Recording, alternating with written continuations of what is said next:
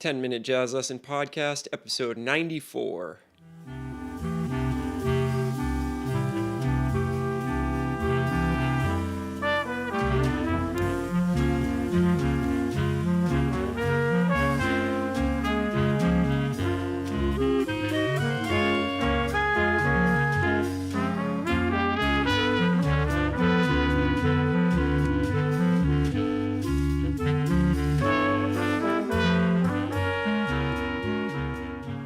Hey everybody, welcome back to the 10-Minute Jazz Lesson Podcast. This is episode 94.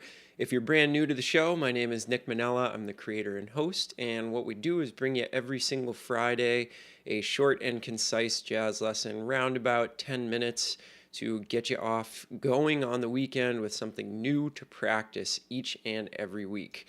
Go and check out our website at 10minutejazzlesson.com. That's the number 10minutejazzlesson.com. You can find all sorts of cool stuff there, including the PDFs that go along with every single one of these episodes. Follow the Patreon link to our Patreon site to find out how to get those PDFs. We are super excited this week to welcome on a brand new sponsor to the show. We are really excited to welcome in as our featured sponsor, Rejuvenate. For all you reed players out there, all you saxophonists, clarinetists, this is a lifesaver. They have revolutionized the way that I store my reeds, and it has saved me so much time and money and aggravation with their brand new storage system, which uses actually Listerine to keep the reeds at a consistent humidity level, and they are ready to go as soon as I pull them out of the case. And this has been so awesome for me. I've tried so many different reed storage systems, and none of them even come close to the Rejuvenate storage system. So make sure you go out and check them out. We're going to have a link on our website to go to their website, but they are at rejuvenate.com, just like the word rejuvenate, but replace it with reed, and you will be so happy if you get one of these storage systems. I am telling you, it is like the greatest thing since sliced bread for reed players out there. So make sure you go and check them out, rejuvenate.com, or go to our website and click on the banner in the sidebar to check them out. I honestly can't say enough about them. So thanks to the guys from Rejuvenate for supporting the show and for having one of the best products out there. All right, let's jump into today's episode. So today we're going to talk about an important topic that has to do with the blues. And this is a chord change that you can use that is really going to up your game on the blues. And I'm talking about using the 6 chord in measure 8 before you start the 2-5-1 in measure 9. A lot of you out there may know about this, but I'm going to try to show you a different system for developing some lines over the 6 chord that lead into the 2 chord. And for anybody out there who doesn't use the 6 chord or doesn't know what I'm talking about, this will be a great thing for you because it's going to give your solos a little bit more direction. One of the big things that happens with the blues is that sometimes we can play lines that really don't lead us into the next chord change that's happening. And since there are more spread out chord changes in the basic form of the blues, this is something that I see a lot of students struggle with and something that I have struggled with in the past. In fact, I can tell you exactly when I realized that there was more to the blues than what I was doing. When I was a lot younger, when I was in high school, I was listening to David Sanchez play over a blues, and it really struck me because he was playing such amazing material that had such forward motion to it melodically and harmonically.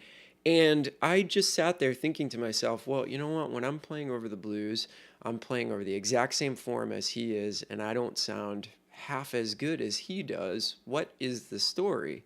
So what I started to realize as I went further in my studies is that there's a lot more chords to the blues than we're traditionally taught. It's not just the 1 chord, the 4 chord, the 2 chord, and the 5 chord, which you're initially taught when you're first studying the blues. There's a lot more to it. There's a lot more chords that you can put into that progression. And the most important one, I think, is the 6 chord in bar 8. So let's talk about why we use that 6 chord. If you've ever heard of the term secondary dominance, that's exactly what this is. So basically, if we think about it, we're in the key of B flat, right? We're playing a B flat blues. So the sixth chord is a G7 chord, right? Now, how this actually functions and why it sounds so good is if you think about the sixth chord as being the 5 of 2. Now, that might be a little bit confusing for people out there, but let me explain a little bit. If we think about the 2 chord in the key of B flat, it's C minor, correct? So if we think about that becoming 1, now we're in the key of C minor, right? What's the 5 chord of C minor? It's G7. So this is what we call a secondary dominant, or the fact that we're tonicizing the 2 chord.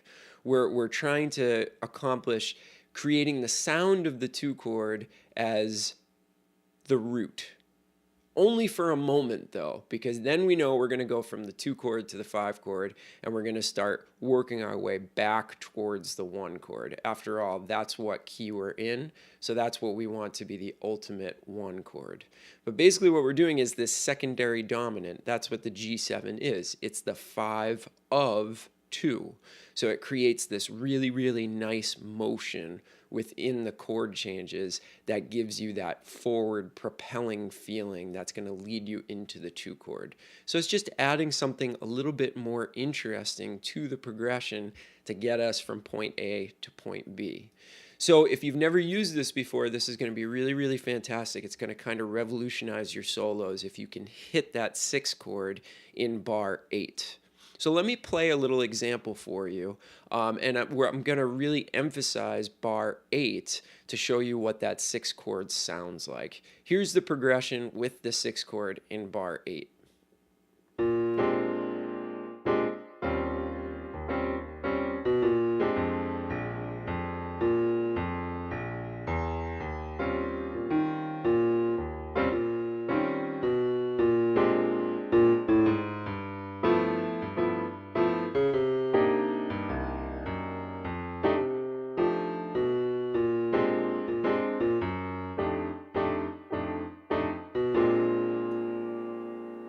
So you'll have to excuse my bad piano playing, but I'm just trying to get the point across to you. Could you hear that 6th chord in bar 8?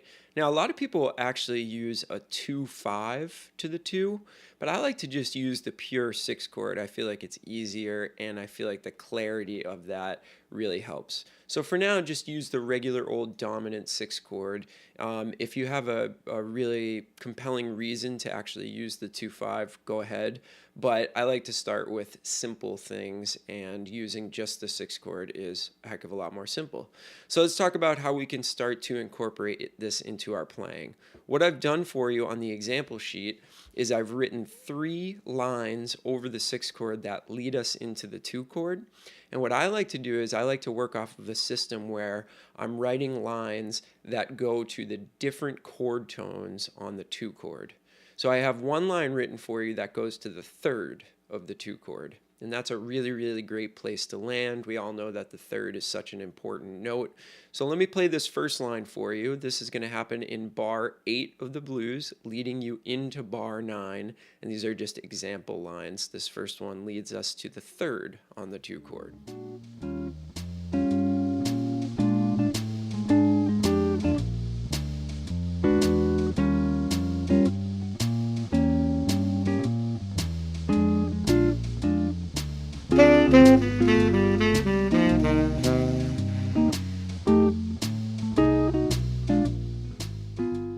So you can hear it's a pretty vanilla line, but that is what you should be doing at first, is playing pretty vanilla stuff to start to get it underneath your fingers and into your ears, right?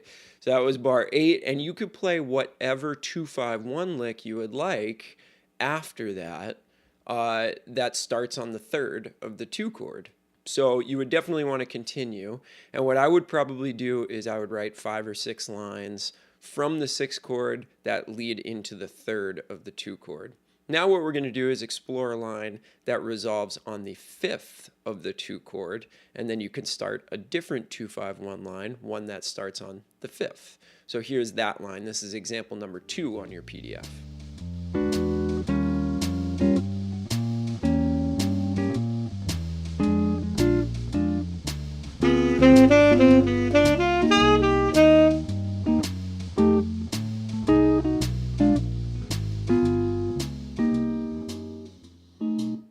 There's a little bit of a different one. There's one that leads into the fifth of the 2 chord. And finally, for our third example, we're going to do a line over the 6th chord that leads us into the root of the 2 chord. And these are really the 3 notes, the root, the 3rd, and the 5th, that I would concentrate on at first. I don't really want to write too many lines that lead into the 7 because it's just a little bit unclear. Or not unclear, but less clear than leading to the 3rd, the 5th, or the root. So I think start there, and then if you want to get a little bit more advanced, you can write some stuff that goes into the 7. But here's example number 3 that leads into the root of the 2 chord.